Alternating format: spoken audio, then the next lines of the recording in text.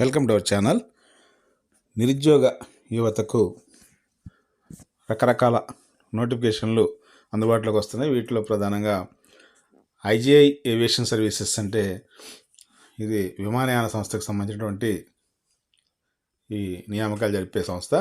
దీనిలో ఎయిర్పోర్ట్లో ground staff and loader ఈ ఉద్యోగాలు భర్తీ చేయడానికి ఒక నోటిఫికేషన్ రిలీజ్ చేశాయి.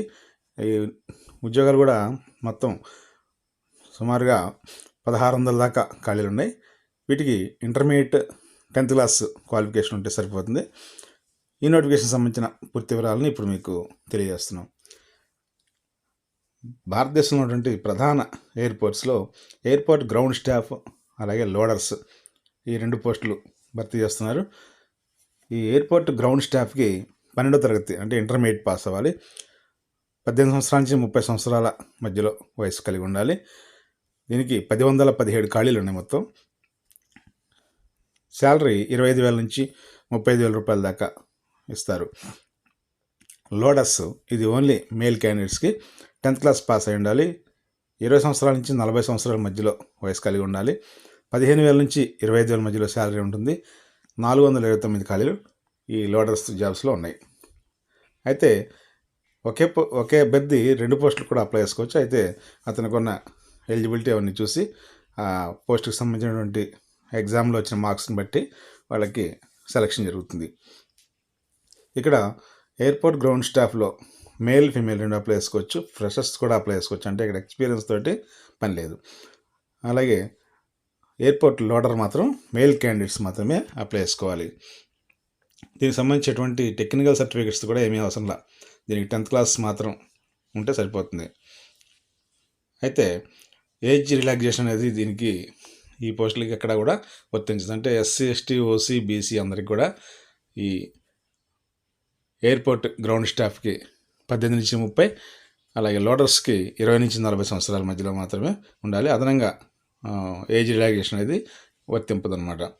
ఇక ఎయిర్పోర్ట్ గ్రౌండ్ స్టాఫ్ చేసే ఉద్యోగం ఏంటనేది అంటే వాళ్ళ యొక్క డ్యూటీస్ ఏంటి చూస్తే ఎయిర్పోర్ట్స్లో ప్యాసింజర్ని చెక్ చేయడం, అలాగే ఎయిర్లైన్ టికెట్ రిజర్వేషను, బోర్డింగ్, అలాగే టెర్మినల్ ఫంక్షన్స్ ఏమైనా ఉంటే వాటిని కూడా అంటే టెర్మినల్ అంటే ఎయిర్పోర్ట్స్లో ఉన్నటువంటి ప్యాసింజర్స్ విభాగంలో ఏ అవసరాలు అంటే వాళ్ళకి కేటాయించిన విధుల్ని నిర్వర్తించడం, అలాగే ప్యాసింజర్స్కి ఎటువంటి ఇబ్బంది కలగకుండా కావాల్సిన రిక్వైర్మెంట్స్ని ఫుల్ఫిల్ చేయడం.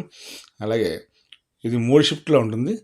నైట్ షిఫ్ట్ అలాగే డే షిఫ్ట్లో 2 ఇలా 3 షిఫ్ట్లు ఉంటాయి. దీనికి లేడీస్ అండ్ జెంట్స్ ఎవరైనా సరే ఈ 3 షిఫ్ట్లోనూ పనిచేయాల్సి ఉంటుంది.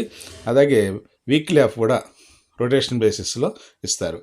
ఈ పెర్ఫార్మెన్స్ బాగుంటే ఈ కెరీర్ గ్రోత్ అనేది కూడా తప్పనిసరిగా వాళ్ళు గుర్తించుకుంటారు. దానికి తగినట్టుగా ప్రమోషన్ ఛానల్ అనేది కూడా ఉంటుంది. అంటే ఈ ఉద్యోగాలు తొలగించేటువంటి ఉద్యోగాలు అయితే కాదు. మీకున్న పెర్ఫార్మెన్స్ని బట్టి మీ యొక్క పనితీరుని బట్టి మీ కెరీర్ని పెంచుకోవచ్చు. నెక్స్ట్ ఎయిర్పోర్ట్ లోడర్స్కి సంబంధించి ప్రైమరీ రెస్పాన్సిబిలిటీస్ ఏంటంటే బ్యాగేజీ కార్గో లోడింగ్ చేయడం, అలాగే ఆఫ్లోడింగ్ అంటే అప్లోడింగ్ చేయడం ఆఫ్లోడింగ్ చేయడం, ఇవి ఎయిర్క్రాఫ్ట్, అలాగే ట్రాలీస్, క్యాబిన్ క్లీనింగ్, ఇంకా అక్కడ ఉన్నటువంటి ఎయిర్క్రాఫ్ట్లో చెప్పేటువంటి అన్ని రకాల బాధ్యతలు అంటే టెక్నీషియన్స్కి సహకారంగా ఉండడం, వర్క్షాప్లో ఉండే పనులకి అటెండ్ అవ్వడం, అలాగే వీల్ చైర్స్ అసిస్టెన్స్ ప్యాసింజర్స్ కావాల్సి వస్తే వాటిని అటెండ్ అవ్వడం, ఇవన్నీ కూడా ఇది 3 షిఫ్ట్లో ఉంటుంది ఈ ఉద్యోగం కూడా. దీనిలో కూడా నైట్ షిఫ్ట్ తప్పనిసరిగా, వీక్లీ ఆఫ్ నైట్ షిఫ్ట్ అన్నీ కూడా రొటేషన్ బేసిస్లో వస్తాయి. దీనికి కూడా కెరీర్ గ్రోత్ పెర్ఫార్మెన్స్ని ఆధారంగా చూస్తారు. దీనికి రిటన్ ఎగ్జామ్ తప్పనిసరిగా అటెండ్ అవ్వాల్సి ఉంటుంది. ఈ రిటన్ ఎగ్జామ్లో general awareness, aptitude and reasoning, English knowledge, aviation knowledge ఈ 4 పార్ట్లు ఉంటాయి. ఒక్కొక్క పార్ట్కి 25 మార్కులు చొప్పున ఉంటుంది. అలాగే 25 క్వశ్చన్స్ ఉంటాయి. 90 నిమిషాలు అంటే గంటన్నరలో ఈ క్వశ్చన్స్కి ఆన్సర్ చేయాల్సి ఉంటుంది.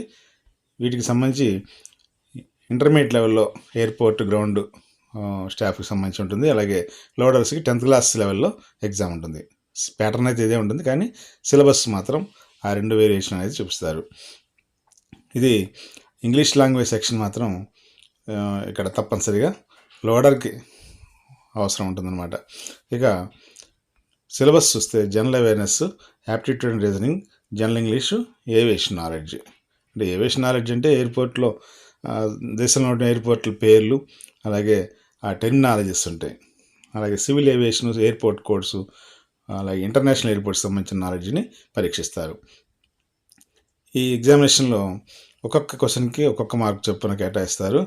అలాగే అటెంప్ట్ చేయకపోతే క్వశ్చన్స్కి ఆన్సర్ మార్కింగ్ అనేది ఉండదు. ఇది ఇంగ్లీష్, హిందీ లాంగ్వేజ్లో ఎగ్జామ్ ఉంటుంది. నెగిటివ్ మార్కింగ్ అనే విధానం లేదు. ఒకవేళ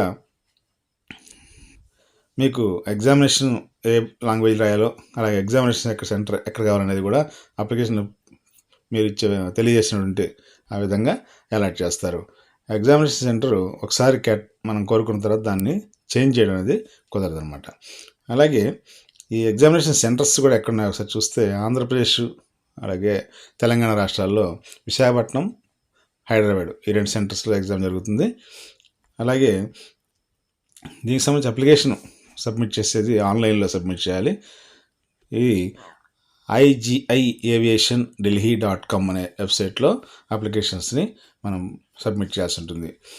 ఏదైనా ఇన్ఫర్మేషన్ మీరు తప్పనిసరిగా కరెక్ట్గా ఇవ్వాలి, లేదా తప్పుగా ఇస్తే మాత్రం సెలక్షన్ అయిన తర్వాత అయినా సరే యాక్షన్ అనేది సివియర్గా ఉంటుంది. ఈ అప్లికేషన్ పోర్టల్ 21/9/2025 వరకు కూడా అందుబాటులో ఉంటుంది. అప్పటి వరకు కూడా ఆన్లైన్ అప్లికేషన్ అంటే లాస్ట్ డేట్ 21/9/2025 వరకు ఇచ్చారనమాట.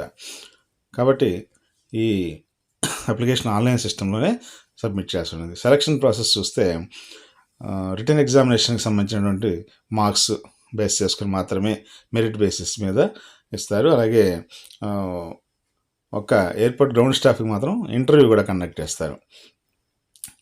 ఈ డే టు టైం ఇంటర్వ్యూ ఎప్పుడు అనేదాన్ని కూడా ఆ వెబ్సైట్లో అప్లోడ్ చేస్తారు. దానికి సంబంధించిన ఎగ్జామినేషన్ ప్యాటర్న్ అంతా కూడా తప్పనిసరిగా ఈ ఫాలో అవ్వాల్సింది అనమాట. అలాగే లోడర్ పోస్టులకు మాత్రం ఎగ్జామ్ మాత్రమే ఉంటుంది, ఇంటర్వ్యూ ఉండదు. ఇది గమనించాలి. ఎగ్జాము 70% మార్కులకు ఉంటుంది. ఇది ఎయిర్పోర్ట్ గ్రౌండ్ స్టాఫ్కి 30 మార్క్స్ ఇంటర్వ్యూ వెయిటేజ్లో ఉంటాయన్నమాట. ఇవన్నీ కూడా మనం అర్థం చేసుకుని, అంటే ఈ నోటిఫికేషన్లో ఇచ్చినటువంటి వివరాలని పరిశీలించి మీకు ఉన్నటువంటి అర్హతలు 10th క్లాస్ లేదా ఇంటర్ బేసిస్ మీద మనం అప్లికేషన్ సబ్మిట్ చేయవచ్చు. అదేవిధంగా ఎగ్జామినేషన్ డేట్స్ అవన్నీ కూడా మీకు మెయిల్ ఐడికి వస్తాయి కాబట్టి తప్పనిసరిగా యాక్టివ్గా ఉన్న మెయిల్ ఐడి ప్లస్ ఫోన్ నెంబర్కి వస్తాయి కాబట్టి వాటిని మీ ఉపయోగించే నెంబర్లు మాత్రమే తెలియజేయమని